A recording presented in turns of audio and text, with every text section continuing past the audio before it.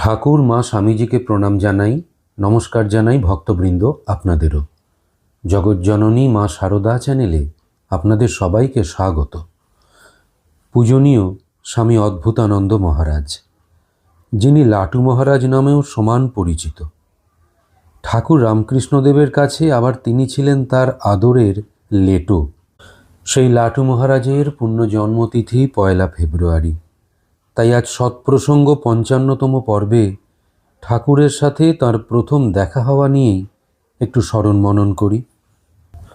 লাটু মহারাজের বাল্যকালের নাম ছিল রাখতুরাম।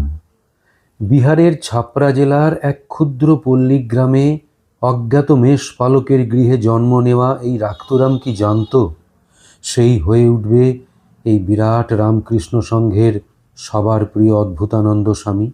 ছোটবেলার বিভিন্ন ঘটনা পরম্পরার ভেতর দিয়ে রাখতুরাম এসে উপস্থিত হয় কলকাতায় এবং ঠাকুর রামকৃষ্ণদেবের অন্যতম গৃহী ভক্ত শ্রীযুক্ত রামচন্দ্র দত্তের আশ্রয়ে এসে পড়ে রাখতুরাম। এইখানেই বালকভৃত্য হিসেবে তিনি একটি সুন্দর পরিবেশ পান। মনিবের গৃহে রাখতুরামের কাজ ছিল বাজার করা, মেয়েদের বেড়াতে নিয়ে যাওয়া, মায়েদের ফাইফরমাস খাটা আর মনিব রামদত্তের টিফিন নিয়ে যাওয়া। অতি তৎপরতার সাথে কাজ করত রাখতুরাম।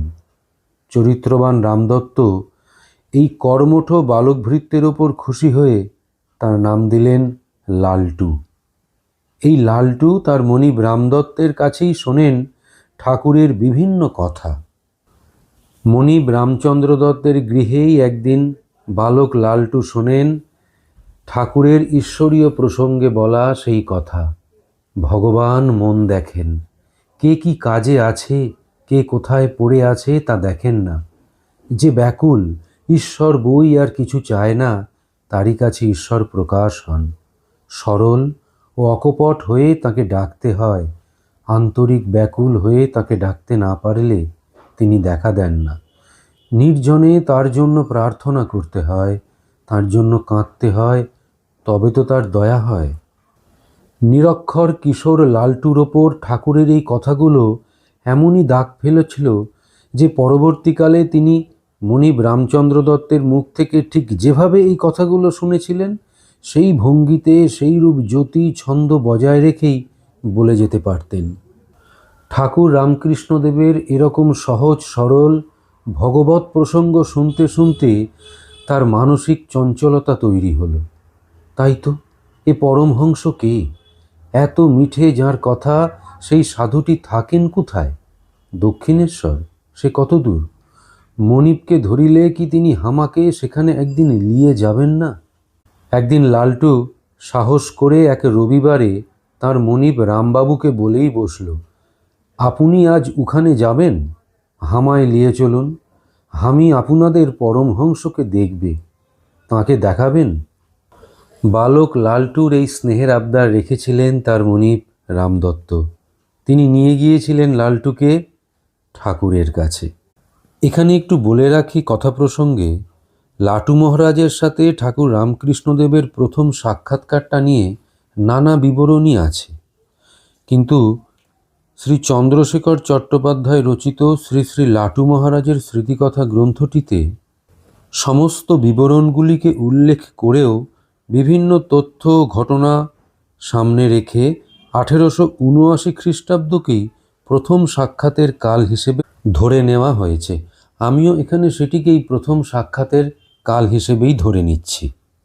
রামচন্দ্র দত্ত যেদিন লাটু মহারাজকে নিয়ে প্রথম ঠাকুর রামকৃষ্ণদেবের কাছে যান, জানা যায় সেদিন সেখানে অন্য কেউই উপস্থিত ছিল না। এই পুস্তকটিতে ঠাকুরের ভ্রাতুষ্পুত্র রামলাল দাদা অর্থাৎ শ্রী রামলাল চট্টোপাধ্যায়ের কথাকেই প্রামাণ্য হিসেবে ধরা হয়েছে। রামলাল দাদা বলছেন, একদিন দেখি রামবাবু সঙ্গে করে এক ছোঁড়া চাকর এনেছেন। ছোঁড়াটা দেখতে গোলগাল বেঁটে খেটে জোয়ান বলেই মনে হলো। তখন আমি তার নাম জানতাম না। এই যে পশ্চিমের বারান্দা দেখছ, এইখানে ছোঁড়া চাকরটা দাঁড়িয়েছিল।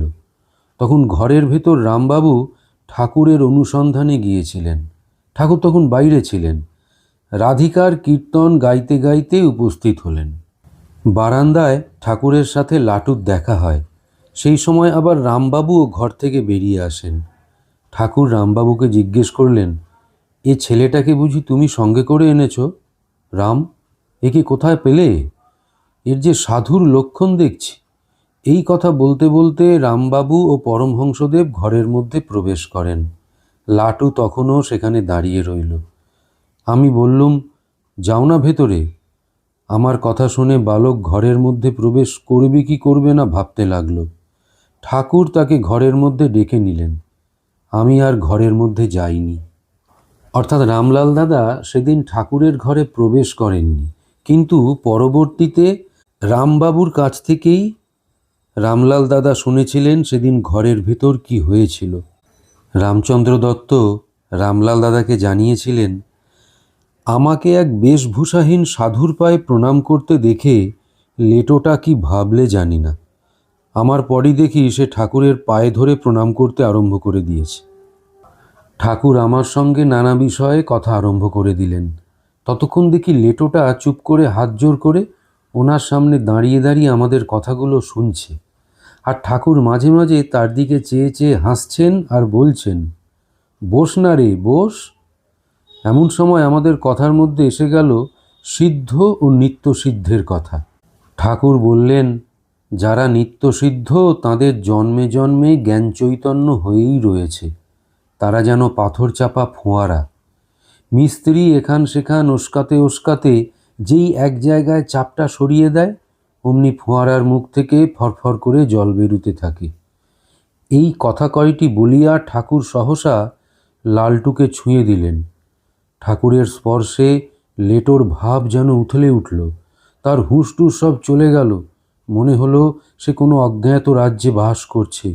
সহসা তার লোমগুলো খাড়া হয়ে উঠল, কণ্ঠস্বর গদগদ হয়ে পড়ল, দর দর ধারে অশ্রু পড়তে লাগলো, আর ঠোঁট দুটো কি জোরে জোরে কাঁপতে লাগলো। ঠাকুরের স্পর্শে লেটোর এমন ভাববিহ্বল অবস্থা দেখে আমার ভারী আশ্চর্য ঠেকল। লেটোকে অনেকক্ষণ ধরে কাঁদতে দেখলাম। 1 ঘন্টার বেশি হয়ে গেল, তবু কান্না থামল না। শেষে বাধ্য হয়ে ঠাকুরকে অনুরোধ করে বললুম, তা তো বুঝলুম, এখন ওই ছেলেটা কি সারাক্ষণ কাঁদতে থাকবে? আমার কথায় ঠাকুর পুনরায় লালটুকে ছুঁয়ে দিলেন। দেখতে দেখতে লালটুর ফোঁপানি কমে গেল। তবু তোমরা ঠাকুরের অলৌকিকত্বে বিশ্বাস করবে না। ঠাকুর যে অবতার এ কথা তবু তোমরা মানতে চাইবে না। এই কথাগুলো রামলাল দাদাকে রামচন্দ্র দত্ত বলে সেদিন বলেছিলেন। ঠাকুর তাকে আরও বলেছিলেন, ওরে এখানে ওকে মাঝে মাঝে পাঠাবি। আর লালটুকে বলেছিলেন, ওরে আসিস, এখানে মাঝে মাঝে আসবি জানিস। দক্ষিণেশ্বর থেকে ফিরে লালটু যেন কেমন আনমনা হয়ে রইল।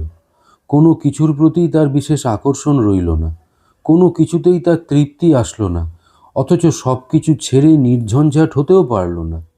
সেই সময় যারাই লালটুকে দেখেছিল তাদেরই বলতে শুনেছি, লালটু যেন দম দেওয়া কল, প্রাণহীন যন্ত্র মাত্র। অর্থাৎ সেই প্রথম দর্শনেই ঠাকুরের ছোঁয়ায় সেই বালক লালটু, যিনি পরবর্তীতে হবেন স্বামী অদ্ভুতানন্দ মহারাজ, পরিবর্তিত হয়ে গেলেন। এই ছিল বন্ধুরা ঠাকুরের সাথে তার প্রথম দেখার বিবরণ। আজ তাহলে এইখানেই থামলাম। ঠাকুরমা স্বামীজি আপনাদের মঙ্গল করুন। নমস্কার।